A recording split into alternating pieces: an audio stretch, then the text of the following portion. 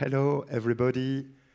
On behalf of the Catholic University of Lille, the University of Technology of Compiègne, and the Society for Philosophy and Technology, you are welcome. We start now for the conference, the SPT 2021 Conference, Technological Imaginaries. Be welcome. We are very excited to welcome you all here, and we're just about to begin. We have a 15-minute brief introduction before we get into our first sessions, so relax and enjoy. And now I give the speech to Nicolas Vaillant, Vice Chancellor for Research of the Catholic University of Lille.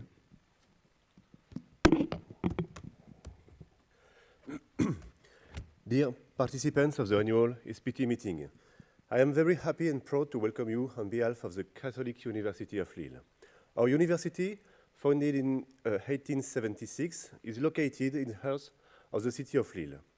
The university has more than 36,000 students and 700 researchers in fields as various as law, economics, psychology, anthropology, medicine, health, literature, theology, and also biology, nanosciences, mathematics, hardcore sciences, and, of most importance, philosophy.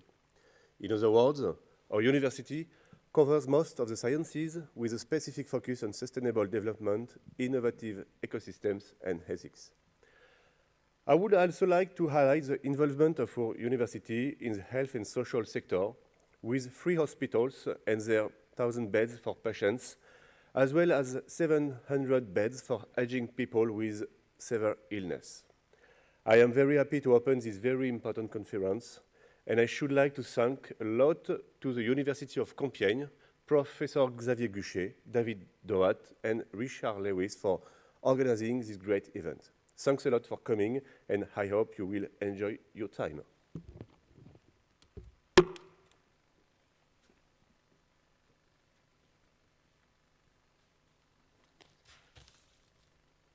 I am very pleased and excited to join our colleagues of the Catholic University of Lille in welcoming all the participants of the 2021 SPT conference.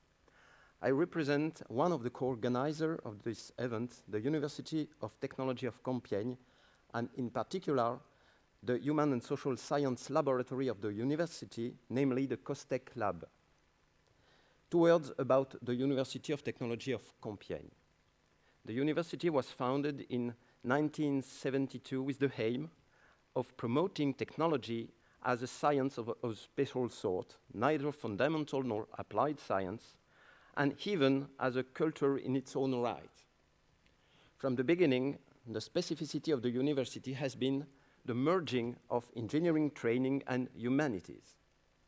The founder of the university, Guy Denielou, wanted to give rise to a new kind of engineers, what he called engineers philosophers. This vision was made a reality through courses that were provided in industrial design since the 1970s. And the university was the first place in France where students could have access to training in industrial design at that time.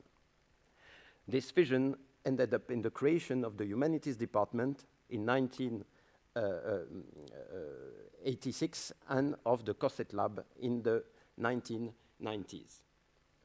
Our lab hosts a wide spectrum of academic disciplines, and it covers numerous research topics, focusing in particular on ecological and digital transition. I would like to warmly thank David Doat and Peter Vermaas for giving us the opportunity of this collaboration. And in the name of the university and the COSTECH Lab, I wish you 3 fruitful days. Thank you very much and enjoy.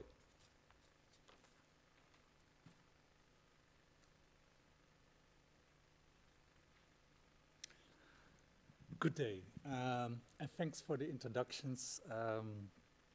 My name is Peter Vermaas. I'm the president of SPT, and I'm in the happy situation that I can be at Lille, seeing what kind of wonderful work you have done.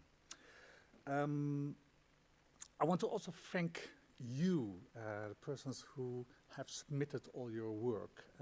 We have 400 presentations, And although it is an online conference due to the pandemic, I'm really happy that we have 400 presentations. It shows that in these isolated times, lots of work has been done, and this, although online, offers you the possibility to learn from each other what you have done in the last 2 years. So I'm looking forward, and I hope it works, that we can reconnect through this SPT conference. A second offer is a couple of wonderful keynote addresses. And on behalf of SPT, I want to highlight 2, and then David Duat, the local organizer, takes over describing the others. 2 I want to highlight are by Carl Mitchum and Deborah Johnson. Reason why I highlight that is that they have won this year's SPT Lifetime Achievement Awards. So we honor them in this conference, and you will learn a lot about their work in their keynotes. I'm happy, I'm looking forward to this conference, and David Watt will now say more about the theme and the other keynotes.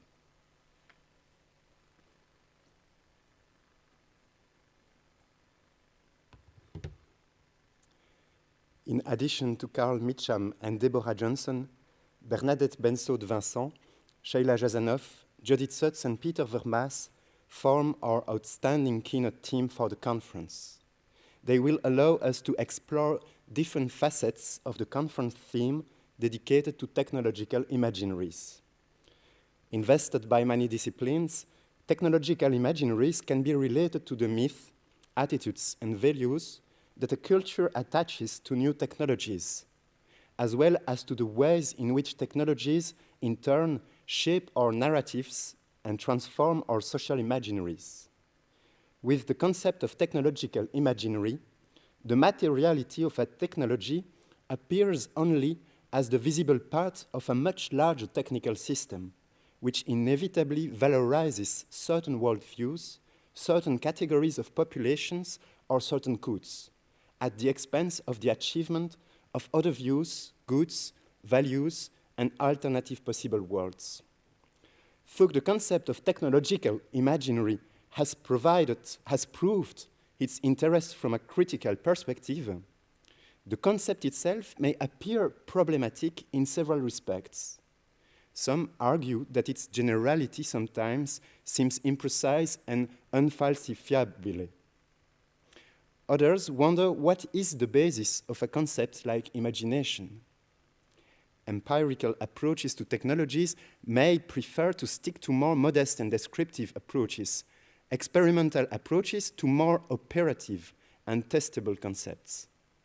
Yet, despite its legitimate criticisms, should we not continue to follow the perspectives and working hypotheses that the concept opens up to us, even if it means taking up its foundations afresh?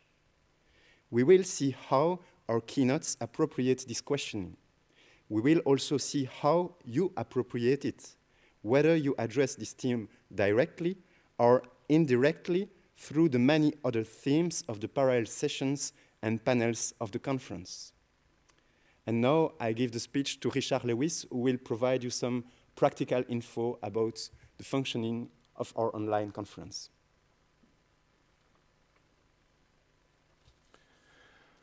Welcome, everyone. So right now we're all experiencing a bit of the unknown. How is this all going to work? Well, that's what I'm going to explain to you. You'll navigate the whole conference through the website, and we also encourage you to fill out your personal bios and upload a photo. This way, when you go to the participant tab, you can actually see each other, get to know each other, and this information is only shared with the other participants. The schedule is on the website. It was just updated several times this morning through last-minute changes, and you can navigate through that. And though I believe that time is a duration and clock time is just a human construct, for the next 3 days, 9 hours per day, we will devote ourselves to clock time. And it's quite important because everything is regulated in a very strict manner, and we really need to be able to end sessions on time. So, for instance, each presenter in the parallel sessions gets 30 minutes, and if their video that they uploaded was 29 minutes and 50 seconds, there will not be time for questions and answers, and we'll go on to the next person. So speaking of time, you'll notice in the schedule there's not very many breaks, and there's no meal breaks, and that's because we're spread out over the whole world, and it makes sense to just take care of yourself during this time. Enjoy yourself, eat when you can, maybe not when you're presenting, but and we'll just relax and get through everything. There's on most of the web pages, most of the tabs on the website, there's a little blue icon in the bottom right, and that's the help desk request. So if you have any concerns or issues, you can feel free to send in a help chat. And if there are technological glitches, which there might be, just keep breathing, remain relaxed, and we'll sort it out as quickly as possible. We have several backup systems in place. And while everyone has made a pre-recorded video, and this stimulated some consternation for some of you, the benefit is now that your presentations are done. You actually get to enjoy this whole conference without the, for me, I get a little neurotic thinking about my own presentation, but it's all set, so you can actually devote your time to listening and sharing and debating the ideas that are raised.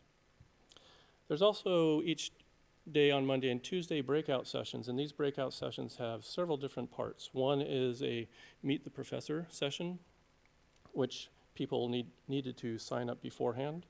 There's also breakout rooms based on subject areas which are listed in the schedule.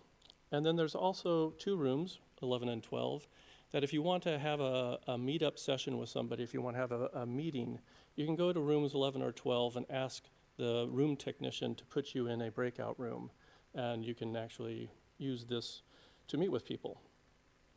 And finally, there's this affinity map that our friend Dario put together. Please explore it. There's a tab on the top. This is a different way to explore the interconnections between all of our work that is being presented at this conference. So thank you. It's just about to begin the first parallel session. I think David has one last minute thing to say. I welcome you all. Relax, keep breathing. It's all going to be very good. Thank you.